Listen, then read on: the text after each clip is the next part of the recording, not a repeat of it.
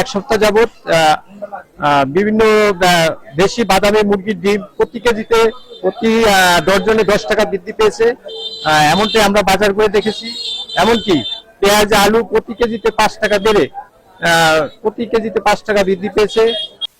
ডিম উৎপাদন নেই, আমরা স্বরূপ কাটি দিয়ে আনি। এখন ডিম হচ্ছে কি আপনার 15 দিন আগে ডিম ছিল উৎপাদন 20,000, ওই জায়গায় এখন ডিম উৎপাদন হয়েছে 12,000। এই জন্যই মানে চাহিদা বেশি, আমদানি কম, এই জন্য ডিমের দামটা বৃদ্ধি। হ্যাঁ, এই জন্য মানে সরবরাহ কম, সরবরাহ কম। হ্যাঁ হ্যাঁ, সরবরাহ কম, এই জন্য এই দামটা বেশি। আমরা এখন পাইকারি। আলুর দামটা কি বাড়ছে? হ্যাঁ, বাড়ছেই তো। আগে কম ছিল। আগে কত করে কিনতেন, এখন কত টাকা? আগে 40 টাকা কিনছি, 45 টাকা কিনছি। এখন আজকে কত টাকা? আজকে 55 টাকা। আচ্ছা, এই যে দ্রব্যমূল্য নিম্নতা বৃদ্ধি পেয়েছে, তাতে আপনাদের সমস্যা হচ্ছে? না, সমস্যা তো আছে। হ্যাঁ, মনে করেন বৃদ্ধি পেয়েছে, অবশ্যই বৃদ্ধি পেয়েছে।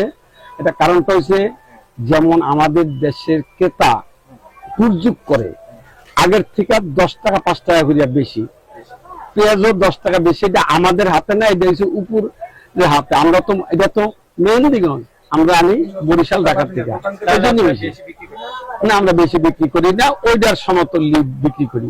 যেমন আগে ছিল 60-70 টাকা, আজকে 75-80 টাকা বেশি। আলু 50-55 বেশি, কিছুটা বৃদ্ধি পেয়েছে। সরবরাহ কমে না, ক্রেতা বেশির জন্য। আমরা এখানকার ক্রেতা এবং বিক্রেতা উভয়ের সাথে কথা বলেছি, তারা এমনটাই জানিয়েছেন। তবে বাজারে তারা এমনটাই জানিয়েছেন যে পণ্যের সরবরাহ কম থাকায় বৃদ্ধি পেয়েছে।